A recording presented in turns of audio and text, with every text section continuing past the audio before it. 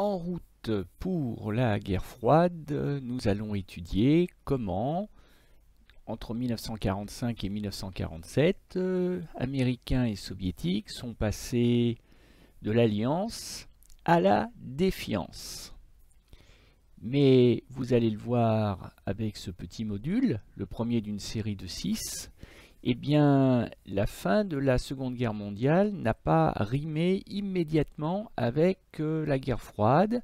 Au contraire, pendant quelques mois, pendant presque 2 ans, on a pu avoir l'illusion que les alliés de la Seconde Guerre mondiale resteraient les alliés, ou du moins les partenaires, de l'après-guerre.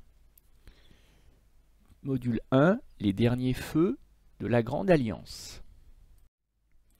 Au cours du module vidéo précédent, nous avons découvert que, à l'occasion de la conférence interalliée de Yalta de février 1945, Staline, le soviétique, Roosevelt, l'américain, et Churchill, le britannique, s'étaient mis d'accord pour fonder ce qui deviendra, à partir de juin 1945, les Nations Unies, et qu'en France, on appelle l'ONU, l'Organisation des Nations Unies. Le principe a été validé à Yalta. Et de fait, tout semble aller pour le mieux dans le meilleur des mondes possibles de l'immédiate après-guerre, entre les grands vainqueurs, puisque, tenant parole, les 51 vainqueurs de la Seconde Guerre mondiale, c'est-à-dire les pays qui ont déclaré, parfois très tard, dans les dernières semaines du conflit, mais tous les pays qui ont déclaré la guerre à l'Allemagne nazie et au Japon, et qui se retrouvent donc parmi les vainqueurs, vont fonder ensemble, communément, les Nations Unies, l'ONU, en signant la charte de San Francisco du 26 juin 1945. Et on voit cette très belle affiche qui montre l'humanité, c'est la paire de mains, qui est en train de planter un arbre, symbole de vie, symbole d'avenir, symbole de prospérité. Et sur cet arbuste, il y a 51 feuilles qui représentent les grands vainqueurs. Et vous ne serez pas surpris de voir apparaître 3 fois le drapeau soviétique parce que Staline s'est un peu fait tirer l'oreille et a exigé en particulier que l'Union soviétique soit représentée 3 fois à la future Assemblée générale de l'ONU, une fois en tant qu'Union soviétique, une fois en tant qu'Ukraine et une fois en tant que Biélorussie. On n'est jamais trop prudent. Les 51 membres fondateurs des Nations Unies, dont sont naturellement exclus, vous l'aurez compris, l'Allemagne, l'Italie et le Japon, s'engagent sur des objectifs particulièrement ambitieux.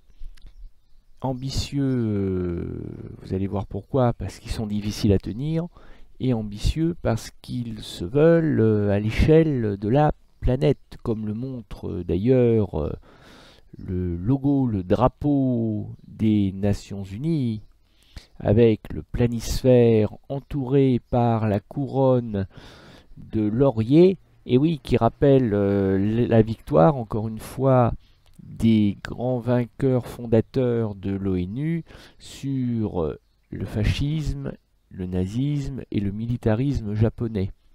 Donc, telle est la signification de ce drapeau, avec une couleur bleue qui rappelle la planète bleue, c'est-à-dire la Terre, le bleu étant aussi une couleur reposante, apaisante, qui évoque la paix. Or ça tombe bien puisque le premier objectif des Nations Unies est de préserver, coûte que coûte, les générations futures du fléau de la guerre, sachant que l'humanité a été dévastée par 2 fois en à peine 20 ans et a connu, à chaque fois qu'il y a eu une guerre mondiale, a connu un génocide, celui des Arméniens en 1915 et celui des Juifs et des Tziganes pendant la Seconde Guerre mondiale. Donc plus jamais ça.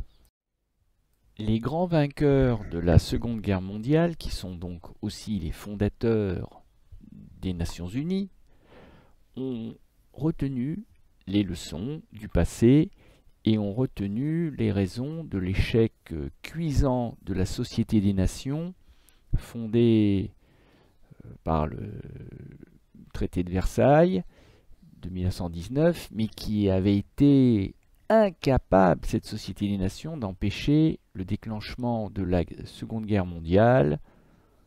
Donc, il s'agit pour les Nations Unies de se doter d'un Conseil de sécurité avec des moyens notamment militaires afin de gérer en urgence les crises internationales qui mettraient en danger la paix à travers le monde.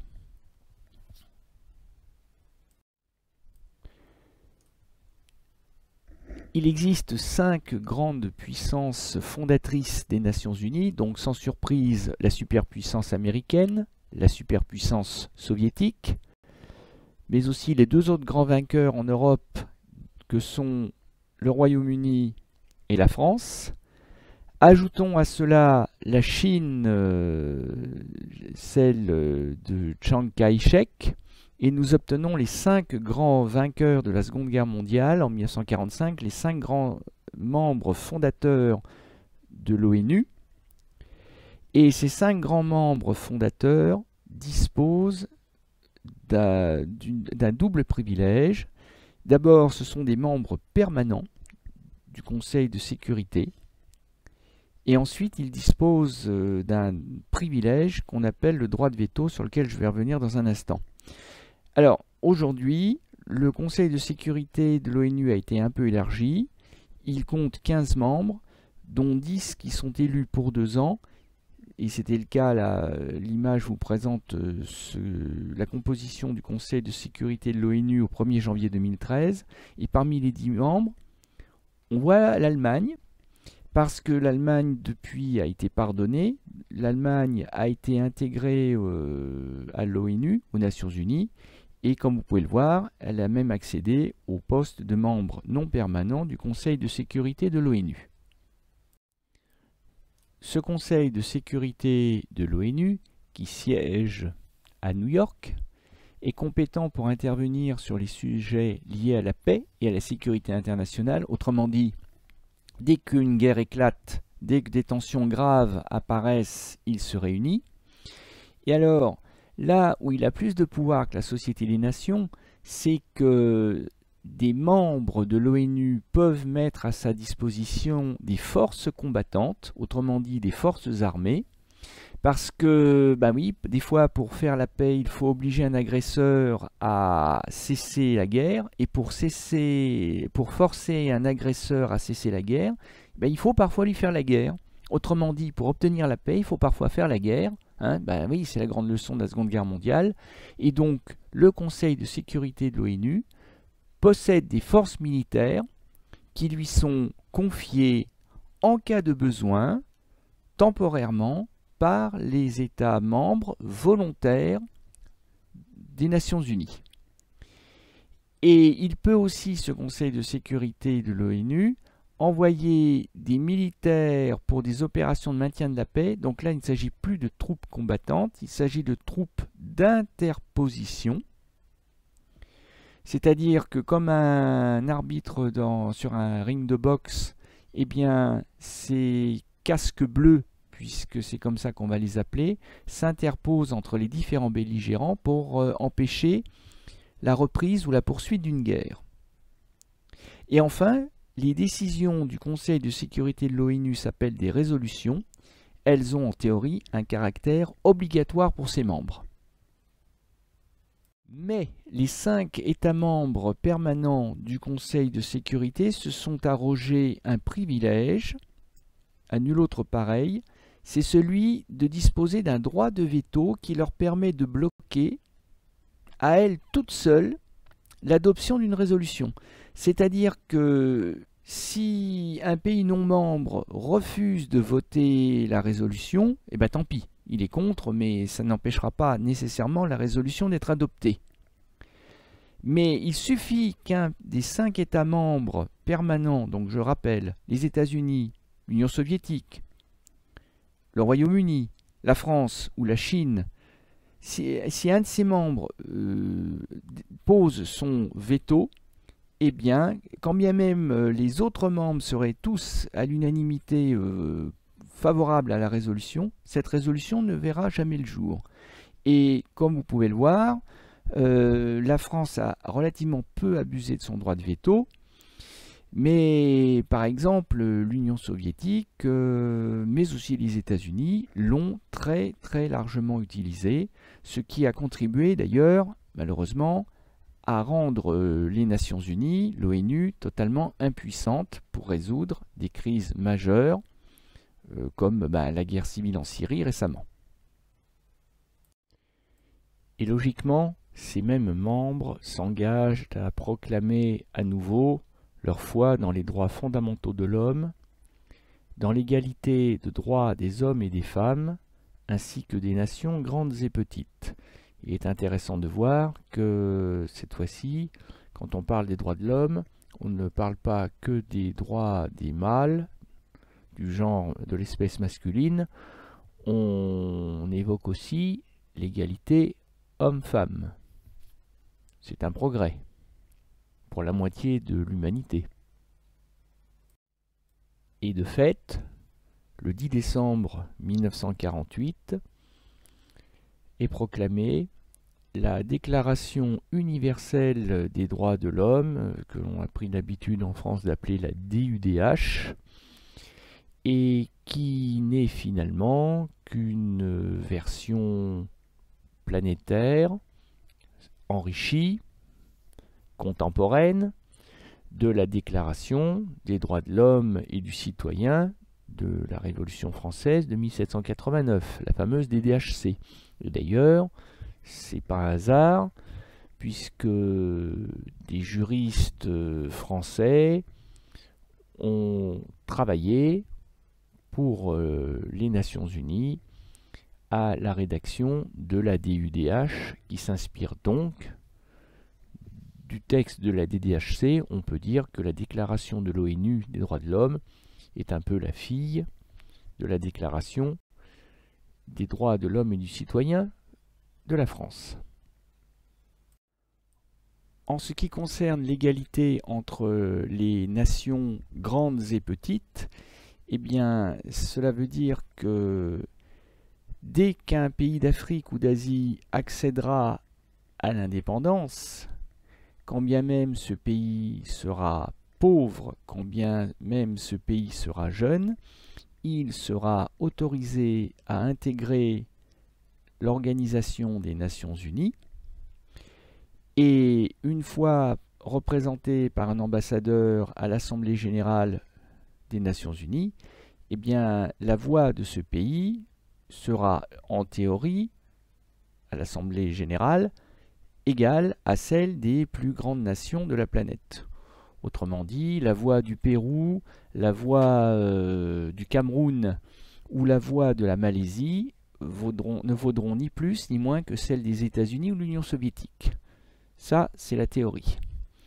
Et de fait, les pays pauvres, les pays du tiers-monde venus d'Afrique ou d'Asie, finiront même, comme le montre le graphique de gauche, par devenir majoritaires au sein de l'ONU, ce qui ne veut pas dire pour autant qu'ils prendront le pouvoir.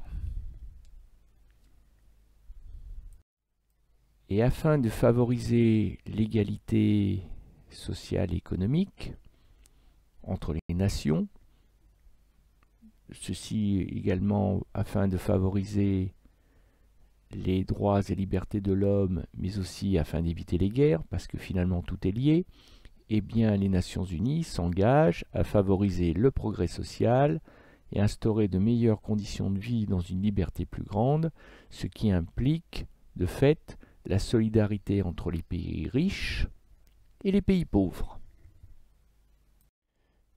De fait, il serait faux de résumer les Nations Unies à une Assemblée générale et à un Conseil de sécurité, parce que la réalité au quotidien sur le terrain des Nations Unies, c'est en fait toute une galaxie de commissions et d'organisations spécialisées chargées donc de mettre en œuvre les objectifs ambitieux des Nations Unies. Et ces organisations spécialisées le sont dans de très nombreux domaines, comme la santé, comme l'alimentation, comme l'éducation de la jeunesse, comme la justice internationale. Et par exemple, l'UNICEF, qui a pour but de protéger les droits des enfants, est situé à New York, mais intervient dans le monde entier. Même chose pour l'UNESCO, qui est situé à Paris. Même chose qui est plutôt dédié au patrimoine culturel de l'humanité.